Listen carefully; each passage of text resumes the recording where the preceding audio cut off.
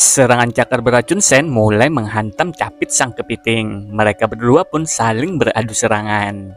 Menurut Sen, serangan dia dan sang kepiting bisa dibilang seimbang. Jadi Sen menganggap kekuatannya sudah tidak lebih lemah dari sang kepiting dikarenakan poin gennya sudah banyak bertambah. Lalu Sen melesat dengan cepat dan melompat sambil menyerang menggunakan cakarnya. Namun sayang hanya meninggalkan sedikit goresan. Pikir Sen, cakarnya tidak bisa melukai sang kepiting sama sekali. Jadi menurutnya lebih baik menggunakan pukulan langsung untuk menembus kerapasnya yang keras dengan kekuatan yin. Segera Sen mulai memukul sang kepiting, tapi dengan sigap kepiting emas ini menangkisnya. Sen lalu menunduk dan melihat ada celah untuk menyerang. Boom! Sen pun berhasil menunjuk sang kepiting emas ini dan membuatnya puyeng. Melihat itu, Sen sangat senang karena pukulan yin-nya membuahkan hasil. Tanpa pikir panjang lagi, Sen langsung melompat dan memukul sang kepiting. Karena sang kepiting masih tidak menyerah, Sen lanjut melompat dengan sekuat tenaga, lalu menghantamkan tinju yin-nya. Boom! Akhirnya, Sen pun dapat menghabisi sang kepiting emas tingkat darah dewa. Sen juga mendapatkan jiwa bisnya sekaligus dapat memakan dagingnya. Sen sangat penasaran jiwa bis tipe apa yang dia dapatkan, jadi Sen segera ingin melihatnya. Ternyata Sen mendapatkan jiwa bis tipe armor. Sen pun sangat senang dibuatnya karena akhirnya dia mendapatkan jiwa bis tipe armor yang dapat dipakai lagi. Sen juga berencana saat kembali nanti dia akan menggunakan kristal hitam untuk mengubahnya menjadi jiwa bis darah dewa berserker. Karena menurut Sen, armor yang masih di tingkat seperti ini saja senjata tingkat darah dewa tidak bisa berbuat apa-apa. Bukankah ditingkatkan berserker nanti bisa jadi tak terkalahkan? Setelah itu Sen pun segera menuju ke tempat ruang kendali kapal kristal. Sen lalu mengkucil si Putri Duyung untuk mengendalikan kapal kristal. Sekarang sudah saatnya melakukan sesuatu untuk tuanmu kan? Ujar Sen. Ya, kemana Anda ingin pergi tuanku tersayang? Tanya sang Duyung. Majulah menuju samudera gadisku, jawab Sen sambil duduk layaknya raja. Sang Putri Duyung langsung menanggapi permintaan Sen. Lalu dia bertanya lagi ke Sen apakah tuannya ini ingin ke permukaan? Mendengar itu Sen menjawab bahwa tidak perlu, karena dia ingin menyelam di bawah laut saja. Sen lalu melihat ke jendela kapal kristal. Pikirnya tumbuh karangnya begitu indah dengan begitu banyak warna yang mempesona. Bahkan Sen tak menyangka di laut ternyata begitu banyak makhluk yang tak terbayangkan. Dengan harta karun sebanyak ini, apa aku masih khawatir akan kehabisan sumber daya? Selain itu, aku Hansen mungkin merupakan manusia pertama yang berburu bis di lautan dalam. Tiba-tiba Sen melihat sesuatu dan menanyakan ke Duyungnya, apa itu? Itu shelter di bawah laut, Tuan, jawab sang Duyung manis ini. Melihat shelternya yang begitu besar, Sen menduga shelter ini pasti shelter kerajaan. Sang Duyung pun menanyakan kepada Sen, apakah tuannya ingin ke sana? Sen menjawab bahwa dirinya sekarang sendirian dan dasar laut bukanlah medan pertempuran utamanya. Jadi terlalu berbahaya untuk menyerang shelter kerajaan. Sen pun meminta kepada Duyungnya untuk lewat ke sampingnya saja. Namun tiba-tiba sebuah goncangan terjadi. Apa yang terjadi? Tanya Sen. Air di depan terlalu dangkal. Kalau ingin terus melewati shelter kerajaan itu, kita hanya bisa mengapung ke permukaan, tuanku, jawab sang Duyung. Tanpa diduga, Sen malah meminta sang Duyung dan kapal kristalnya untuk tetap di sini, sedangkan dia ingin keluar melihat-lihat. Sang Duyung pun tanpa pikir panjang langsung mematuhi tuannya. Sementara itu di permukaan, tepatnya di Spirit Shelter. Di sana banyak orang-orang tengah berburu bispik. Mereka pun mengepung bispik yang ditunggangi seorang spirit pelindung. Sen yang sudah berada di permukaan pun melihat dan berujar, sungguh spirit pelindung yang luar biasa, benar-benar kuat. Hehehe, karena aku sudah melihatnya, maka itu akan menjadi milikku. Segera Sen melompat menerjang gerombolan orang-orang dan bis. Sen pun ingin mengincar batu roh, atau bisa kita bilang batu jiwa. Namun Sen telah dihadang oleh spirit pelindung dan para bispiknya yang mulai menyerang dan menusuk Sen. Tapi karena Sen telah menggunakan armor kepiting darah dewanya, Sen pun hanya merasa seperti digelitik saja. Melihat itu, sang spirit pelindung pun bereaksi dan langsung menyerang Sen dengan kapak yang bukan 212. Sayangnya Sen dapat menghindari serangannya dengan sangat cepat. Dengan wush, wush, wush, Sen segera ingin mengambil batu jiwa. Setelah banyak membantai Bisbee yang menghalanginya, akhirnya Sen mendapatkan batu jiwanya. Melihat itu, sang spirit pelindung langsung menundukkan dirinya dan bersumpah setia kepada Sen dan tidak akan berkhianat. Orang-orang yang melihat dari kejauhan pun berkomentar melihat aksi Sen. Menurut mereka, spirit itu mengaku kalah, bahkan orang yang pakai armor emas itu belum ngapa-ngapain. Mereka pun bertanya-tanya siapa orang itu sebenarnya. Sedangkan itu, Sen memasukkan spirit pelindung ke batu jiwa. Cahaya keemasan pun memancar begitu terang. Orang-orang yang melihat sangat takjub. Ada juga yang berujar, aku kehilangan batu jiwanya. Namun temannya menyahut, apanya yang kehilangan, bukan milikmu juga. Tiba-tiba Bisbee liar menyerang Sen dengan ganasnya. Tapi dengan santainya Sen memukulnya. Seketika itu langsung tepar penuh darah. Melihat itu, orang-orang pun menduga bahwa orang yang sangat kuat dan mendominasi serta armor emas menyilaukan ini adalah Bigat. Tak salah lagi, dia adalah Bigat. Dengan adanya Bigat di sini, kedepannya kita tak perlu takut lagi dengan para bis itu, ujar mereka. Sen pun segera pergi melompat untuk kembali ke kapal sambil berteriak, hahaha, Bigat kalian sudah kembali. Setelah itu, Sen sudah berada di kapal kristalnya dan mengkuciose spirit pelindung yang bernama Matsil. Sayang sekali dia bukan wanita cantik. Tapi ya sudahlah, kapal kristalku butuh anggota yang sepertimu ini. Aku tidak berencana merekrut terlalu banyak orang yang payah. Kalian para spirit ini adalah kekuatan tempur utamaku. Tugas kalian adalah untuk menangkap makhluk atau bis di dasar laut. Semakin banyak semakin bagus, ujar Sen kepada spiritnya itu. Siap tuanku.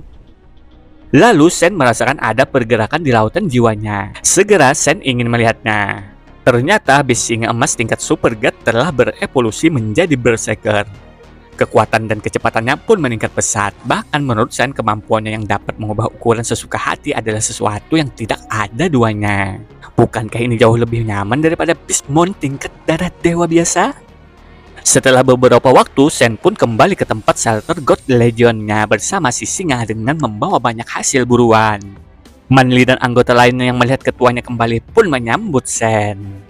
Manli, hitung daging-daging ini dan putuskan juga bagaimana cara menjualnya, ujar Sen meminta tolong ke Manli. Manli pun bertanya bagaimana Sen bisa mendapatkan daging dan jiwa bis sebanyak ini. Dari mana kau mendapatkannya? Aku memburunya di laut, jawab Sen. Dari laut, ucap Manli bertanya-tanya. Emangnya kenapa? Bukankah sudah wajar bagi orang sepertiku yang bisa melawan harimau di atas gunung dan menangkap naga di bawah gunung untuk berburu bis di laut? Apa perlu kau menatapku seperti itu? Ujar Sen dengan pedenya. Manli pun menatap Sen dengan tajam dan bergumam dalam pikirannya bahwa semenjak bertemu di Suaka Dewa kedua, semua yang dilakukan Hansen membuatku terkejut.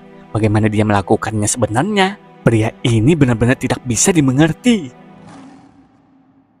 Beberapa waktu berlalu, Sen sudah berada di asrama kapal Daphne. Di sana Sen tengah pusing memahami beberapa kata dari tulisan kuno. Tiba-tiba Jianren menghubunginya dan mengatakan, bukankah ayahnya ini sangat tertarik dengan bahasa kuno? Mendengar itu, Sen berujar bahwa dirinya sedang mempelajarinya. Nah, baru ini ada seorang ahli bahasa kuno datang ke sini. Apa kamu ingin bertemu dengannya? Ujar Jianren. Ahli bahasa kuno? Iya, namanya adalah Propsu. Dia sangat berbakat dalam bidang linguistik. Dia di sini untuk mengajari kita tentang pengetahuan kelan kristal. Dia juga memiliki banyak penelitian tentang bahasa kuno, ungkap Jianren. Singkat cerita, di ruang pelatihan, Sen dan yang lainnya tengah belajar tentang bahasa kristal atau bahasa kuno. Ada yang tidak ingin mau belajar karena membosankan dan ada juga karena terlalu sulit. Sedangkan sang MC malah sangat serius mempelajari bahasa kuno. Pikir Sen, bahasa kelan kristal ini segala macam garis rumit lalu disatukan untuk membuat gambar yang tampak seperti struktur bagian dalam sebuah mesin. Memang sangat sulit untuk mempelajari artinya. Lalu Propsu mengakhiri sesi pelajarannya atau pelatihannya. Kalau ada pertanyaan, kalian bisa menemuiku nanti, ujarnya. Sen pun segera menemui Propsu untuk menanyakan sesuatu. Melihat itu, salah satu orang mengomentari bahwa benar-benar ada orang yang mendengarkan pelajarannya. Aku saja hampir tertidur. Lalu orang yang di sampingnya menyadari kalau itu adalah Hansen. Hansen tidak hanya tahu cara bertarung, tapi juga bagus dalam belajar ya, ujarnya kagum. Dengan hormat, Sen bertanya kepada Propsu. Propsu langsung menyahut bahwa bahasa kelan kristal memang sulit untuk dipahami. Jadi silahkan tanyakan saja kalau ada yang tidak dimengerti. Saya ingin mengajukan beberapa pertanyaan mengenai bahasa kuno aliansi, ucap Sen. Oh, ternyata kau tertarik dengan bahasa kuno ya, ujar Prof.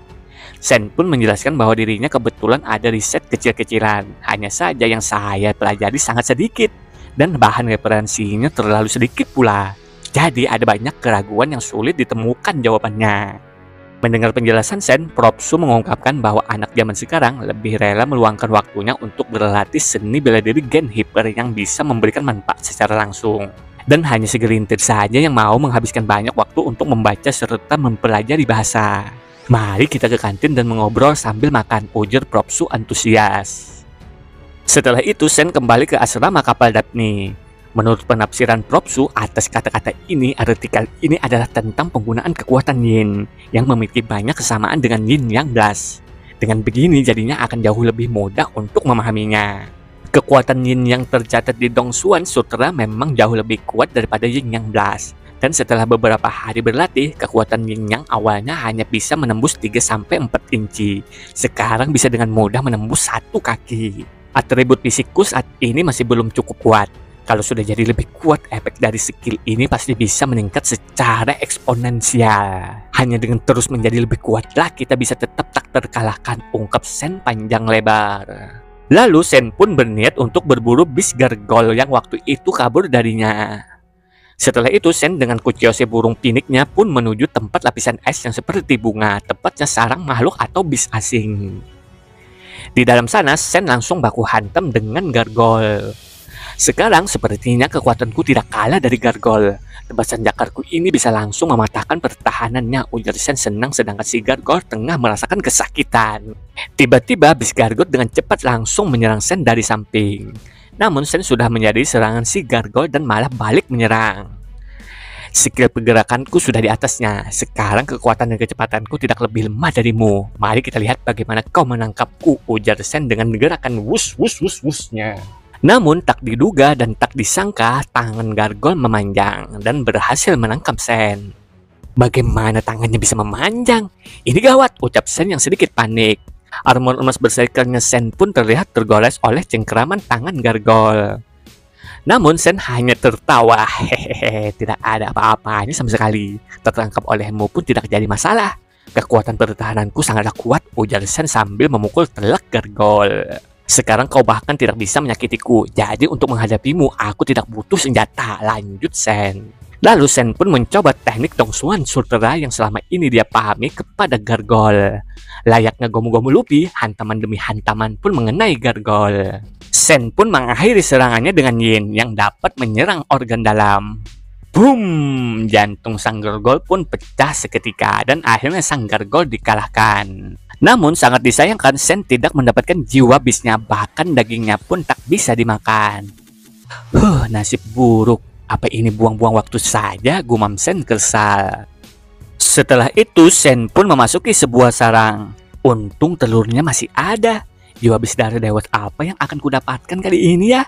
Semoga saja sepasang sayap atau jiwa bis seperti Devil Sword juga tidak apa-apa, ucap Sen yang mulai antusias lagi setelah tadi sial. Lalu Sen melihat sekeliling. Sen merasa ada yang tidak beres karena sepi sekali dan Sen tidak bertemu satupun bis asing. Sen pun mulai berlari mencari-cari telur yang masih utuh. Tidak mungkin telurnya juga tidak ada kan, gumam Sen. Beberapa lama kemudian akhirnya Sen menemukan satu telur yang utuh. Untunglah perjalananku tidak sia-sia, ungkap Sen. Sen pun sangat berharap dia mendapatkan jiwa bis yang bagus. Segera Sen menebas dengan cakarnya.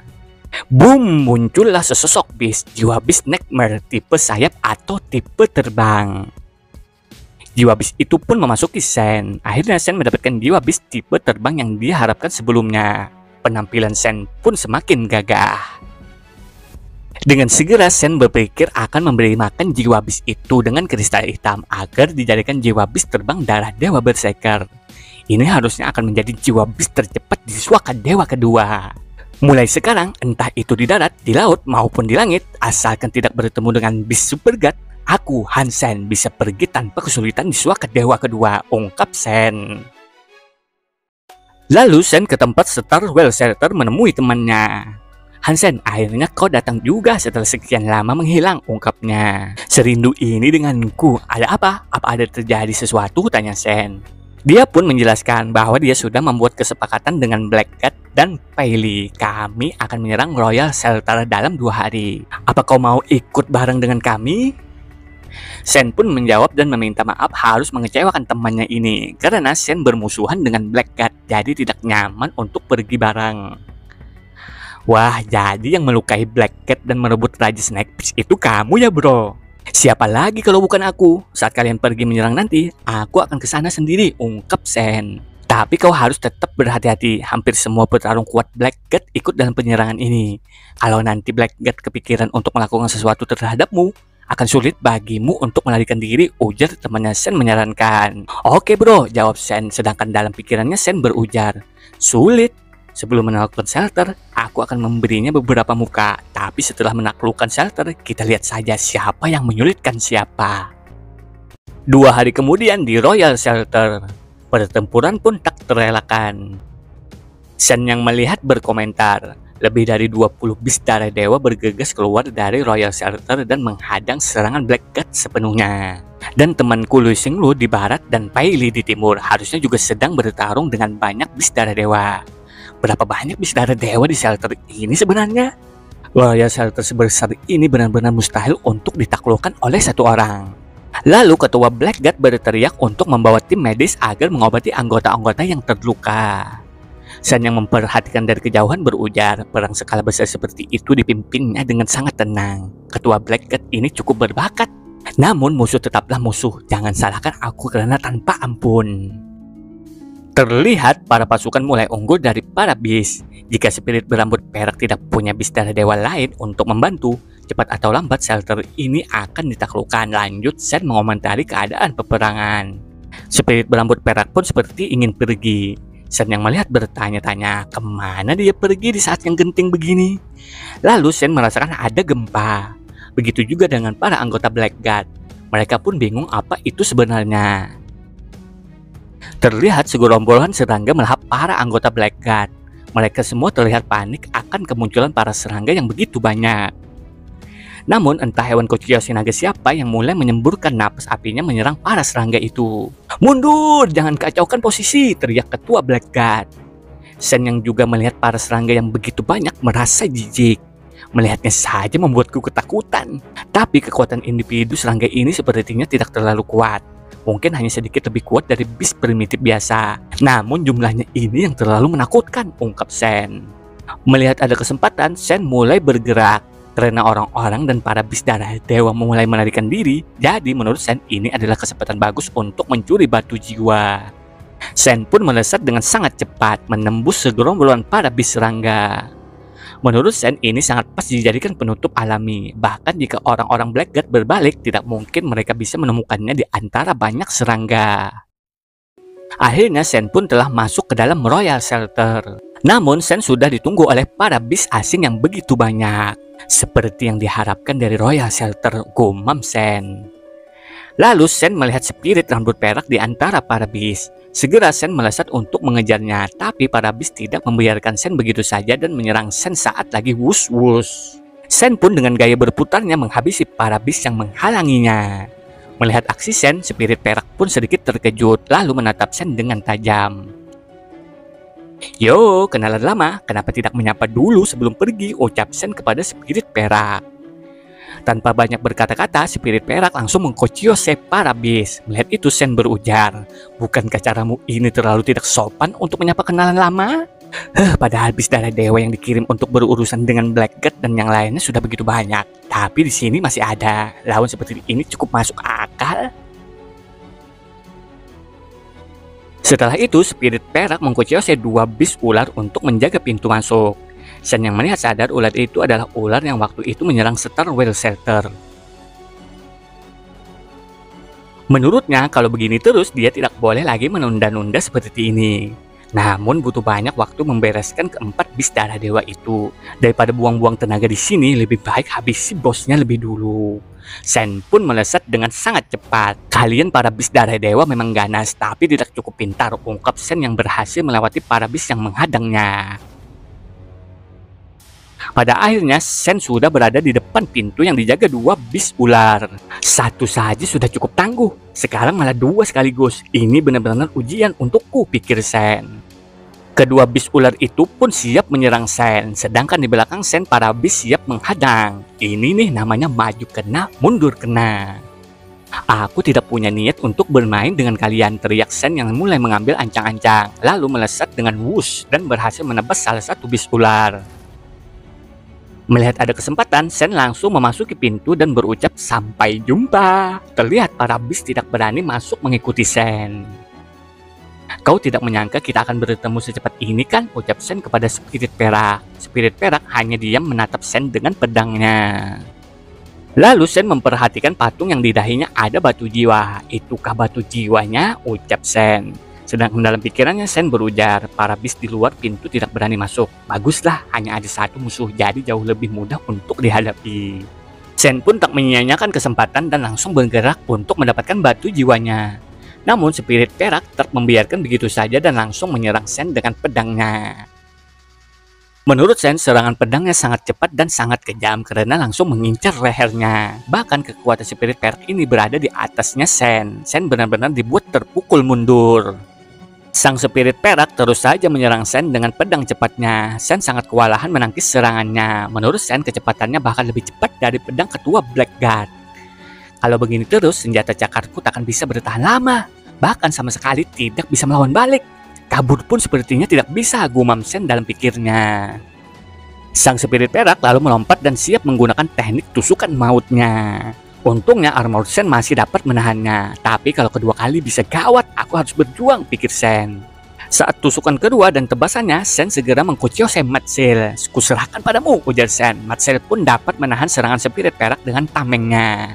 Melihat itu, Spirit Perak dengan kekuatan penuhnya langsung menebas Matsil. Walhasil Matsil langsung terbelah menjadi dua. Sen yang sedang memanjat patung melihat Matsil sudah dihabisi dengan ngeri-ngeri sedapnya. Tidak, spirit bangsawan yang baru kudapatkan, gumam Sen. Namun Sen tidak ada waktu untuk sakit hati. Sen pun bergegas untuk mengambil batu jiwa. Kalau tidak, Sen akan lebih banyak kehilangan lagi. Sen pun langsung menggunakan teknik trading cloth-nya untuk menambah kecepatan. Sementara itu, Spirit Perak mengejar Sen sambil mengunuskan pedangnya. Segera Sen langsung mengkuciosi cacing pasir emasnya untuk menahan. Namun sayang, sang cacing pasir emas malah disayat-sayat sang Spirit Perak. Melihat cacingnya tidak bisa bertahan, Sen lalu menarik kembali cacingnya itu sambil Sen yang sedikit lagi dapat meraih batu jiwanya. Begitu batunya ku ambil, maka aku akan menang, ungkap Sen sambil Sen merasakan sesuatu yang menurutnya tidak beres. Tiba-tiba Sen tertusuk sebuah pedang. Terlihat seorang gadis cantik yang aduhai menusuk Sen. Sen pun terjatuh dari patung dan tak berhasil mengambil batu jiwanya. Kenapa ada satu lagi? Warna emas, pikir Sen yang tengah terjatuh. Sen pun sadar setelah melihat dua batu jiwa yang ternyata spirit kembar perak dan emas. Sen pun bergumam dalam pikirannya bahwa ini jebakan. Pantas saja para bis asing itu tidak dibiarkan masuk untuk berurusan denganku. Itu bukan karena dia berniat melawanku sendirian, melainkan ada spirit lain yang sama sekali tidak kalah kuat dari spirit perak, yaitu spirit emas. Satu saja sudah cukup rumit, apalagi ada dua spirit yang sama kuatnya. Ini sangat berbahaya. Apa yang harus kulakukan? Lari, benar, aku harus lari.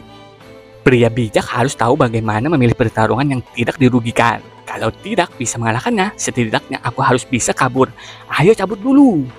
Sen pun bergegas lari dengan sekuat tenaganya. Tapi kedua spirit itu tidak membiarkan Sen kabur dan segera mengejar Sen sekaligus menebas Sen dengan combo mereka. Sen yang sadar teknik pedang kedua spirit ini saling melengkapi. Ini ternyata serangan combo. Sen pun terus bertahan dengan serangan combo kedua spirit itu. Bertahanlah, lekas keluar, aku harus bertahan hidup, pikir Sen yang sudah di depan pintu keluar.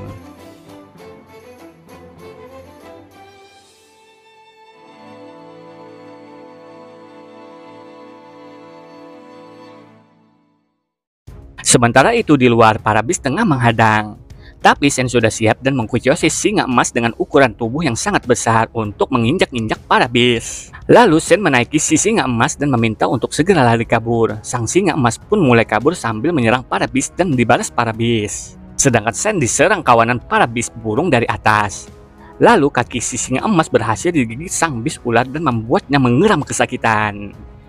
Begitu juga dengan Sen yang tengah dipatuk-patuk bis burung. Di sini terlihat sang MC sangat tak berdaya dibuatnya. Setelah itu, sang singa emas melompat sejauh-jauhnya agar dapat lari dari kejaran dan sedikit berhasil menjauh. Lalu singa emas berlari sejauh mungkin agar dapat keluar. Untung aku masih punya si singa emas, jadi bisa cepat-cepat keluar, ungkap Sen. Namun si singa emas tak bisa bertahan lagi dan terjatuh terkapar. Para bis itu terlalu menakutkan. Si singa emas yang merupakan tunggangan tingkat super god saja sampai jadi begini. Jangan takut, aku pasti akan membawamu keluar, gumam Sen. Terlihat kawanan bis terbang masih mengejar Sen. Segera Sen menarik kembali si singa emas dan langsung melesat kabur. Tapi salah satu bis banteng terbang menerjang Sen. Namun dengan gerakan lincahnya, Sen berhasil mengalahkan sang bis banteng terbang dengan mudahnya. Hanya kau sendiri takkan bisa menghentikanku, ungkap Sen. Sen pun berhasil mendapatkan jiwa bisnya dan juga bisa memakan dagingnya. Akhirnya Sen dapat kabur dan sudah berada di kapal kristalnya. Sen pun mulai mengobati lukanya. Menurut Sen, dia sudah lama sekali tidak mendapatkan luka sesakit ini. Bahkan lawannya dapat mendorongnya sampai ke titik ini. Tidak hanya menghabisi spirit bangsawan yang baru saja kudapatkan, bahkan si singa emas dan raja cacing pasir emas dibuat terluka parah. Tapi mereka itu royal spirit kembar. Ditambah dengan kekuatan dan kecantikan yang seperti itu, mereka benar-benar hadiah dari surga untukku. Aku harus mendapatkan mereka, ungkap Sen yang mulai semangat. Lalu Sen memeriksa jiwa bis yang dia dapatkan. Jiwa bis transformasi yang bisa terbang. Kalau aku menggunakan kristal hitam untuk mengevolusinya menjadi jiwa bis bersekar, harusnya dijual dengan harga yang bagus, ujar Sen. Lalu Sen lanjut berujar, kalau saja ada jiwa bis transfigurasi humanoid, peluang untuk mengalahkan spirit kembar itu akan jauh lebih tinggi. Meskipun kemampuan Queen of Evil Spirit tidak buruk di Suaka Dewa kedua, tapi dalam keadaan perubahan wujud, aku tidak bisa lagi memakai armor, dan kalau seperti itu, aku bukan lagi tandingan spirit kembar itu. Sepertinya aku hanya bisa beristirahat sebentar dan menemukan cara untuk mendapatkan jiwa bis transfigurasi humanoid. Setelah itu, scene berganti di kapal Daphne, tepatnya di ruang pelatihan.